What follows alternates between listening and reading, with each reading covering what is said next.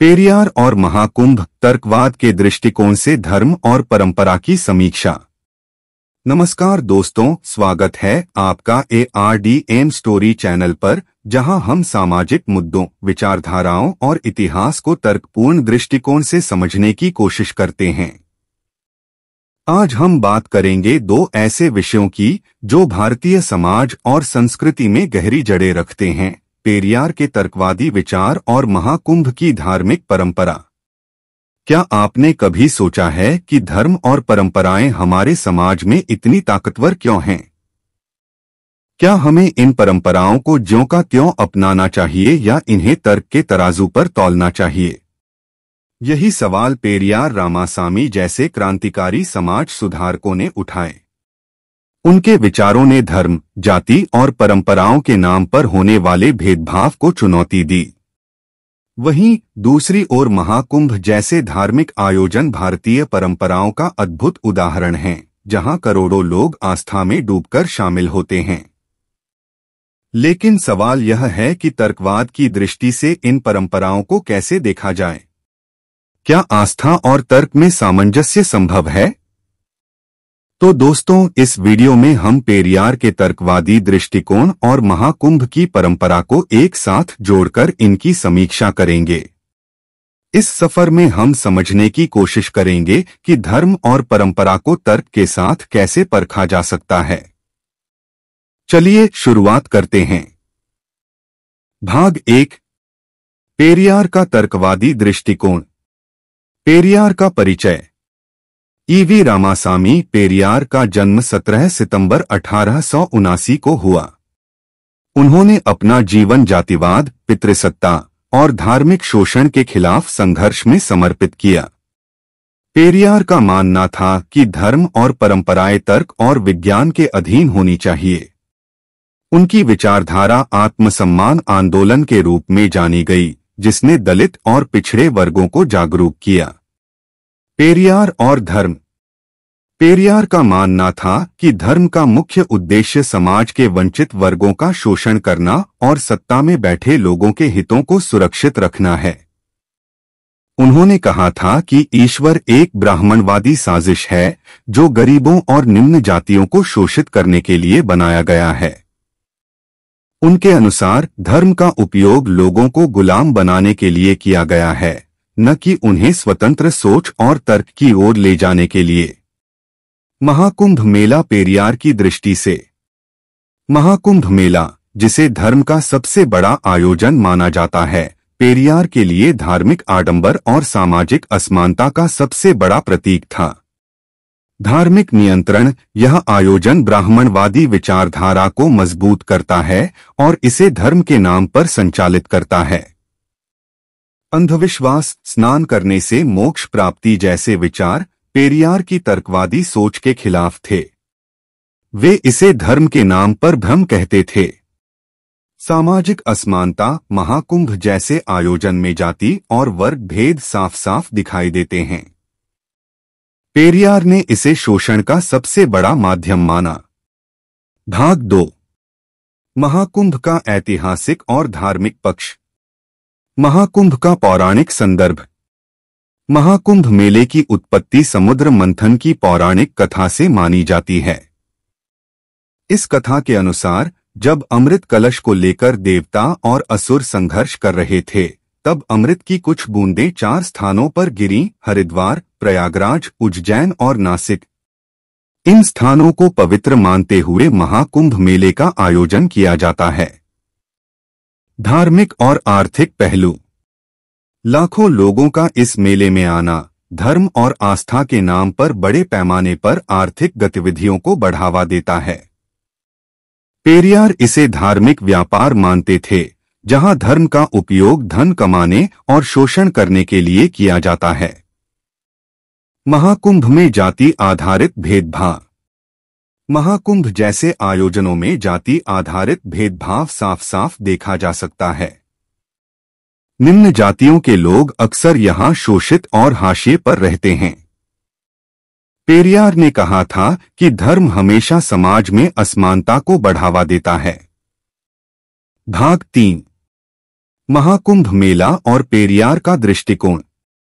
पेरियार ने हमेशा धार्मिक आयोजनों को केवल एक वर्ग विशेष को लाभ पहुंचाने वाला माध्यम माना। उन्होंने इन आयोजनों को समाज में व्याप्त असमानता और अंधविश्वास का मुख्य कारण बताया। महाकुंभ का वैज्ञानिक और तर्कवादी विश्लेषण। पेरियार का मानना था कि महाकुंभ मेला केवल एक पौराणिक कथा पर आधारित है, जिसका कोई ऐतिहासिक या वैज्ञानिक प्रमाण नहीं है। एक अमृत की कथा और तर्कवाद। समुद्र मंथन की कथा को पेरियार ने केवल एक काल्पनिक कहानी बताया। उन्होंने पूछा कि अगर अमृत वास्तव में था तो इसे केवल देवताओं और असुरों के बीच बांटा क्यों गया? यह सामान्य मनुष्यों को क्यों नहीं मिला? क्या एक बार गंगा में स्नान करना वास्तव में पापों को धो सकता है? पेरियार ने इस सोच को तर्कहीन और वैज्ञानिक दृष्टिकोण के विपरीत बताया। 2. भीड़ और अंधविश्वास। लाखों लोग महाकुंभ में मोक्ष प्राप्ति के लिए आते हैं। पेरियार इसे भय और अंधविश्वास का परिणाम मानते थे। उन्होंने कहा था कि लोग अपनी समस्याओं के समाधान के लिए तर्क का सहारा नहीं लेते, बल्कि धर्म का सहारा लेते हैं, जो असल में उनकी दुर्दशा का कारण है। 3. स्नान का महत्व। पेरियार ने इस धारणा का खंडन किया कि नदी में स्नान करने से मोक्ष मिलता है। उनके अनुसार यह विचार केवल ब्राह्मणवादी प्रचार का हिस्सा है, जिससे धार्मिक आयोजन को बढ़ावा मिलता है। भाग 4। महाकुंभ मेला और सामाजिक असमानता। महाकुंभ में जातिवाद का प्रभाव। पेरियार ने कहा था कि ऐसे धार्मिक आयोजन जातिवाद और सामाजिक भेदभाव को और मजबूत करते हैं। पवित्रता की अवधारणा। महाकुंभ जैसे आयोजनों में केवल ब्राह्मण और ऊंची जातियों के लोग पूजा और अनुष्ठान करते हैं। निम्न जाति के लोगों को अक्सर इन आयोजनों में समान अधिकार नहीं मिलता। दक्षिण भारत और उत्तर भारत का अंतर। पेरियार ने यह भी बताया कि कैसे दक्षिण भारत में द्रविड़ आंदोलन ने जातिगत भेदभाव को चुनौती दी, लेकिन उत्तर भारत में ऐसे आयोजनों से ब्राह्मणवाद और मजबूत हुआ। महाकुंभ और महिलाओं की भूमिका। महाकुंभ मेला महिलाओं के लिए भी कई स्तरों पर असमानता का प्रतीक है। महिलाओं को पवित्रता के आधार पर आंका जाना। पेरियार ने इसे पितृसत्तात्मक सोच का हिस्सा बताया। उन्होंने कहा कि धर्म का इस्तेमाल महिलाओं को नियंत्रित करने के लिए किया जाता है। धार्मिक आयोजनों में आर्थिक असमानता। महाकुंभ जैसे आयोजनों में गरीब लोग धार्मिक आयोजनों में धन खर्च करते हैं, लेकिन उनका लाभ केवल अमीर और प्रभावशाली वर्ग को होता है। पेरियार इसे धार्मिक पूंजीवाद कहते थे, जहां गरीबों की भावनाओं का शोषण किया जाता है। भाग 5। पेरियार का समाधान, तर्क और वैज्ञानिक सोच। धर्म के विकल्प के रूप में तर्कवाद। पेरियार का मानना था कि धर्म को तर्क और वैज्ञानिक सोच से बदलना होगा। 1. धार्मिक आयोजनों की जगह शिक्षा पर जोर। पेरियार ने कहा कि अगर धर्म पर खर्च किया जाने वाला पैसा शिक्षा और वैज्ञानिक अनुसंधान में लगाया जाए तो समाज तेजी से प्रगति कर सकता है। 2. सामाजिक न्याय और समानता। पेरियार ने जाति, वर्ग और लिंग आधारित भेदभाव को खत्म करने की बात की। उनका मानना था कि महाकुंभ जैसे आयोजनों को बंद करके समाज को समान अधिकारों की दिशा में ले जाया जा सकता है। 3. सत्य और तर्क का प्रचार। उन्होंने कहा कि केवल तर्क और सत्य ही लोगों को वास्तविक मोक्ष दे सकते हैं, न कि कोई पौराणिक कथा या धार्मिक आयोजन। महाकुंभ जैसे आयोजनों पर पेरियार की सलाह। महाकुंभ में जाने के बजाय लोग तर्क, विज्ञान और आत्मसम्मान पर ध्यान दें।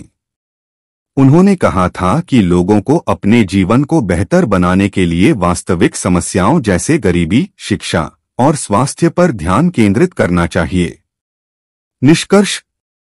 पेरियार ने तर्कवाद के जरिए धर्म और परंपराओं पर सवाल उठाकर समाज को जागरूक किया, जबकि महाकुंभ जैसी परंपराएं आस्था और सांस्कृतिक एकता का प्रतीक हैं।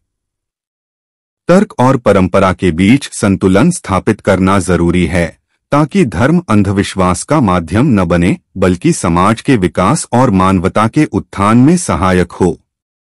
यदि यह वीडियो आपको सोचने पर मजबूर करता है, सवाल उठाने के लिए प्रेरित करता है, तो इसे जरूर लाइक करें, अपने दोस्तों के साथ शेयर करें और ARDN स्टोरी चैनल को सब्सक्राइब करें।